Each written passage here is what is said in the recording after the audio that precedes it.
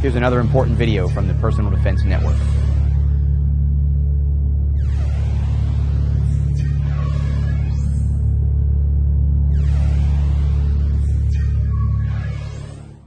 Why don't you go ahead and just run us through what that close quarter form is going to look like?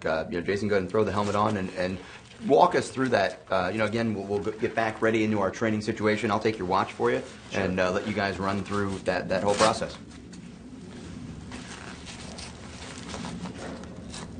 What you'll learn if you get a chance to get to one of Rob's courses or one of our courses or anyone that's using the high gear equipment is there's a very important initial phase called the threshold drill. And the threshold drill basically says, I'm going to go for speed, but how much power can my role player take? So somebody who's smaller is going to take less power, less follow through, somebody that's bigger. So every move that you're going to practice, you're always going to do a threshold drill. As an example, if we just were starting with the encroachment, Jason would move in, we'd index here. This move really doesn't hit. This was a stop, but my next shot, the palm strike, I would go maximum speed, but no power. So the movement would look like this, and then I would ask my partner, how's the follow through? So it would be here, and I'd be asking him, what's the follow through like on that? How's that feel? A little bit more. A little bit more. So I'm only giving him incremental, and I'm coming in there, and that's probably the energy transferring through there. He's probably going to say that was okay. At this point here, you would then backtrack, and you would put that together. So it would be encroachment, I'm hands up, and I'm doing this, and I'm moving in, I'm getting right on the person. But if we ask Jason, who can talk through this, Jason, how you doing? Pretty good. Pretty good. He's there, but can imagine, and I always love asking this question, if I took the helmet off and I did that rep, how many reps do you think we could do? And the answer is always? One rep. So it's the same thing. That would be the index palm. Moving a bit closer. So let's say I've knocked him back, and somehow, however just mean and violent this guy is, that shot didn't stop him. I want you as hard as you can, as fast as you can, big haymaker. So you can see the impact here was much more significant that time. Big collision. I'm feeling it on my arms, but my role player can do that over and over again. So we can get force on force reps where now we're working the different tactics. And we would go through, let's bring it down to the knee. But we'll go instead of, I always avoid contact with a friend, whether it's a training partner or family member I'm training. Contact to the head, we always say should be accidental or incidental. So if I were going to hit him in the head, I wouldn't do any real follow through. It would be more of a quick shot where I'm just, as soon as I feel that plastic, I'm backing off, just because we don't know what's happening to my partner's brain at this point here. But we will practice follow through to the chest, to the body. So if we simulated from here, if you remember in the form, I've stopped the guy, I'm coming up over, I've hit here, and now I'm doing the knee. Threshold drill says I'm going to go speed, so I'm going to go speed and contact. Okay, I think I followed through a bit too much on that one. So Jason, how'd that feel? Okay, any deeper on that? No. Okay, so he's saying no. So I would practice from here, pop, and I'd just be nailing the guy. But here I'm really getting core, really driving in there. The next phase, stand up for me.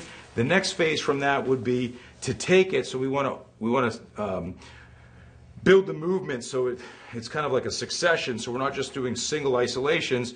So we're simulating in the form that the tackle came in, and what we're doing is from here. So a little bit more energy on me. I'm driving the guy off. I'm actually force on force. Hop here. Okay, hop up, Jason. Thank you. Well, you can see where that's the real value of the gear, is that you get to put all these things together. So now we've seen the application of these techniques at speed here in a training scenario. Why don't we take the suit and take you guys into a more realistic environment where we can simulate some attacks and look at that next level of development in our training, that scenario, putting everything into context.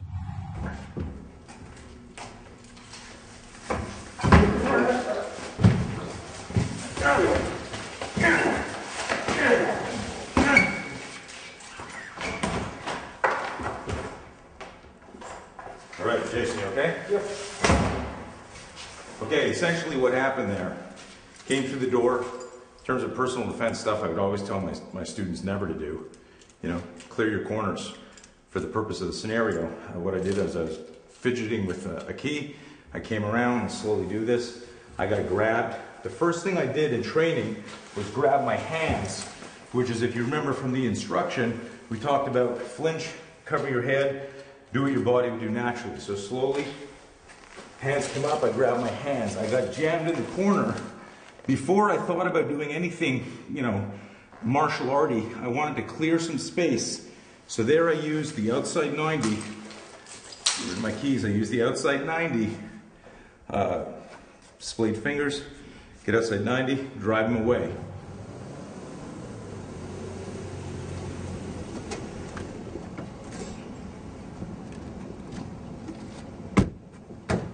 Hey man, what are you doing over here? I told you not to park here anymore. This is my spot. Dude, give me a break. This is my spot. Dude, there's empty spots all over.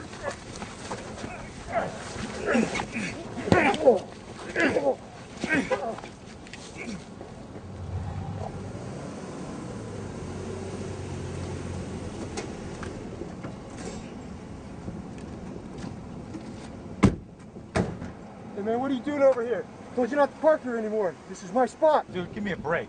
We see here at the beginning of the scenario Tony going into what is a natural body position for someone talking to you or confronting you in this public space like this. In today's society, we don't normally expect violent confrontation, and while this isn't tactical or defensive, it is pretty realistic for the start of a verbal confrontation that is going to become physical. This is my spot. Dude, there's empty spots all over.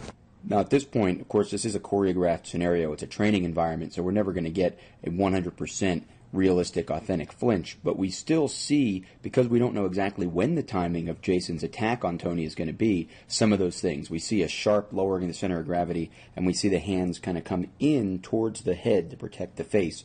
And then when the motion starts again, you'll see that Tony will extend that and try to get into his protective spear position. So here we're seeing the flinch, and we're going to see the protection.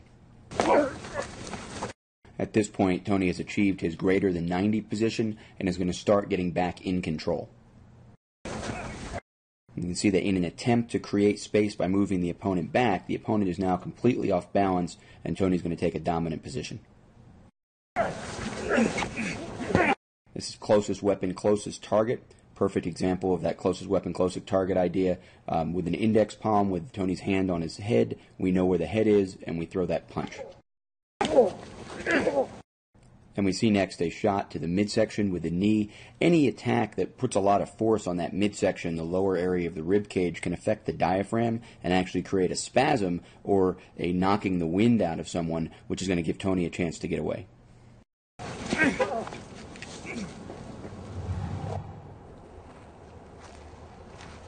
Hey man, we gotta talk. What's up, dude? I told you.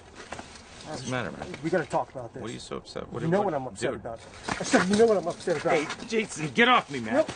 Jason.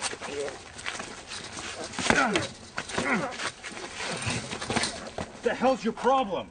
Just back off.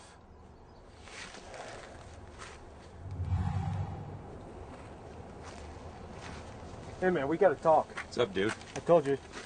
What's the matter, man? We gotta talk about this. What are you so upset? Once again, we see a natural body posture. We're not choreographing the defense. We wouldn't automatically, when someone we know comes up to us, go into a ready position. You know what I'm upset about. I said. At this point, you can see that as part of Tony's flinch, his hands come up to protect himself, and he intuitively goes to grab at the hands that are attacking him, and his hands come back down and make contact with the forearms of the attacker. You know what I'm upset about. Hey, Jason, get off me, man. Nope. At this point, Tony has been grabbed, the attacker has stood up over him, and Tony's going to go to his greater than 90 position to try to create space, create time, and opportunity to do something else. Closest weapon, closest target theory. Hands go into the face, and that immediately becomes a hand attack to the face, a claw raking at the eyes, the face, the weak areas. Jason.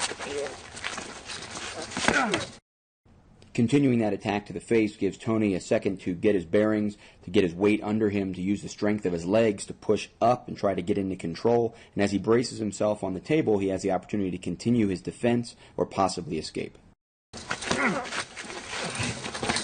the hell's your problem? In this case, Tony chose to strike one more time, wait till his opponent clearly had stopped his attack, and then stay close to his opponent, asking him what his problem was, trying to get his attention refocused on the fact that he needs to pay attention. Of course, this could be a friend, this could be somebody who just is doing something completely out of the ordinary. You're not necessarily going to want to hurt them, you just need to defend yourself. Just back off. You can see here that after the attack is stopped and the attacker has demonstrated that he no longer poses a threat, or at least not an immediate threat, Tony's comfortable moving away from him, but he stays oriented towards the threat and in that good lowered center of gravity, hands towards the threat defensive position, should that person just be faking it and decide to attack again.